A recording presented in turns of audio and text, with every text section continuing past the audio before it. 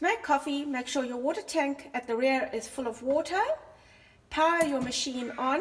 While the machine is heating up, the lights will flash. They will become steady once the machine is heated up.